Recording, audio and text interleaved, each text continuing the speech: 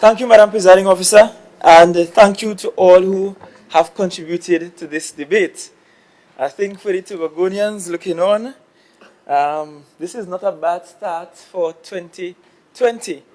Maybe those on the other side should have internal elections every year.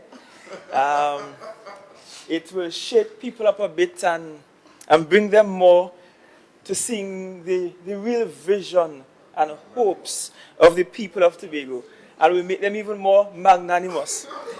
So we all agree, and I'm also happy, Madam Presiding Officer, that I was able to move from being erroneous to having perspicacity, and I forgave the member from Bacalet Mount St. George. I know his head is still hot, and I know for him things might be hanging in the balance, so he's stressed out.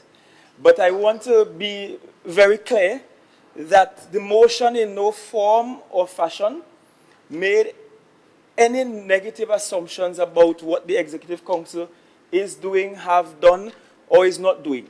It's very general, it's open, and it simply requires that we do the necessary extensive research that we should do, and that we look, even in that research, at the merits of tax-free initiatives and or duty-free initiatives. And I listened to the member for Bacalet Mount St. George who, was saying that, we have some research doing and so on. We have been doing some research and it's recent, but I still don't think the research he spoke to, that's at least a decade old, can be considered recent. Additionally, he spoke primarily to the issue of food and hardware supplies. And the matter of cost of living is far wider than just food and hardware supplies. We have to consider transportation, as I spoke to. We have to consider the cost of rent, the cost of articles of clothing, the cost of education, the cost of entertainment, the cost of administration. Every time a Tobagonian must take a flight or a boat to go to Trinidad to have land matters resolved, that too adds to the cost of living on the island. And so there is still need for us to do that extensive research, and I'm happy that by the time we got around to the member for Boko, we would have arrived at consensus in that regard. A few other things of note. I want to thank my colleague, Councillor Dr. Faith B. Israel, for looking at varying options within a duty-free framework so that we can see what is available to us, what exists in the world. And I want to add that as we do this research and as we consider policies to follow up, we must also understand that we are free to do something novel and different from what we have seen in the rest of the world, because Tobago is a unique space, and our conditions are unique enough that sometimes we just have to consider being innovative, or being novel rather, with what we put out there.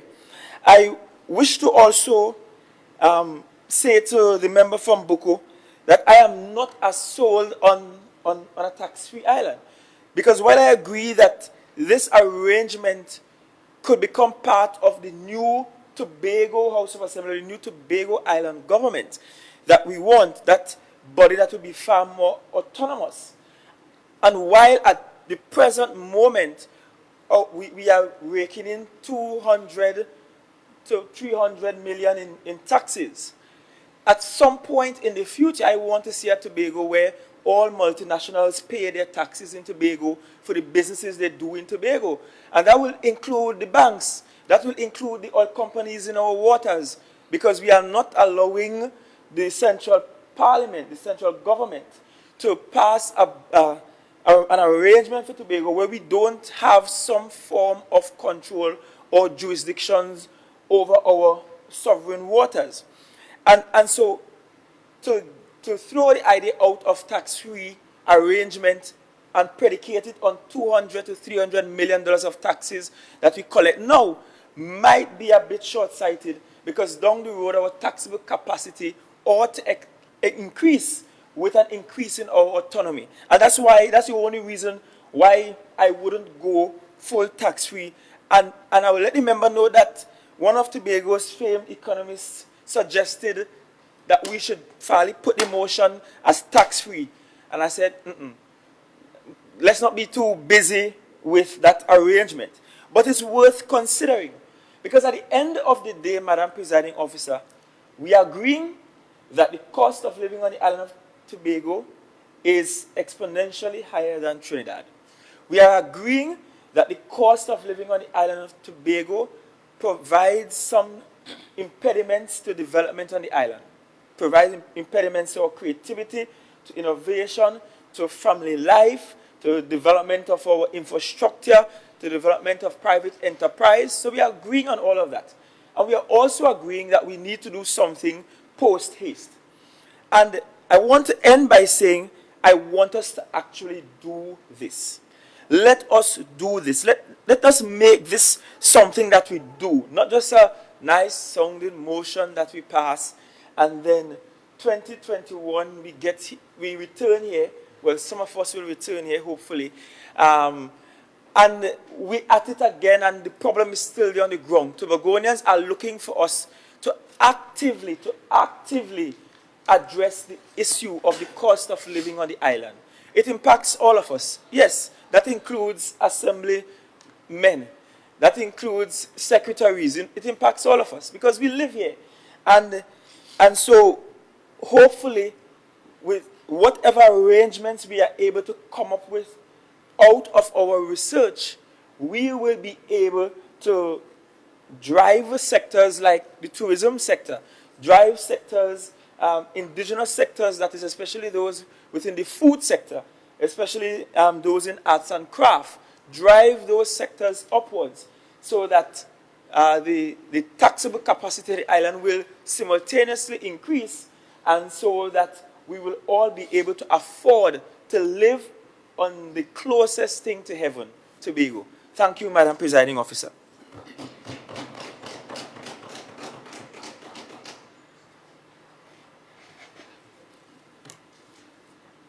Members, the question put is, whereas it is a widely held perception that the cost of living in Tobago is generally higher than that in Trinidad, and whereas there is no recent study to examine the current cost of living differentials between both islands, and whereas some Tobagonians attempt to circumvent the high costs of goods and services by going to Trinidad to shop, and whereas the Supermarkets Association of Trinidad and Tobago warned in a statement dated January 4, 2020, that there will be price increases as suppliers have increased their prices, and whereas the duties and consumption taxes attached to goods and services exacerbate the problem for residents and even make tourism and other products and services on the islands less competitive, be it resolved that this House asks the Executive Council to commission an extensive study on the cost of living differentials between both islands and the merits of duty-free and/or tax-free initiatives for the island.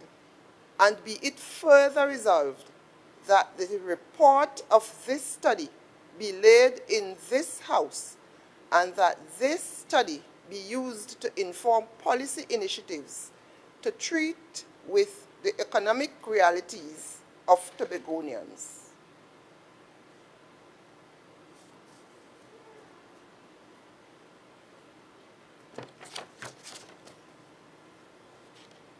All in favor say aye. Aye. Any against? The ayes have it. The motion is carried.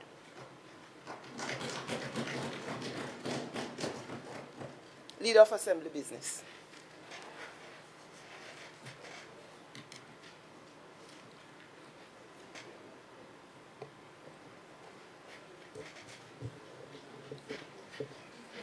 Thank you, Madam Presiding Officer. I beg to move that this House now stand adjourned to a date to be fixed.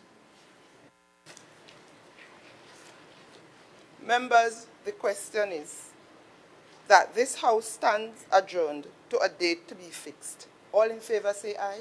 Aye. Any against? The ayes have it.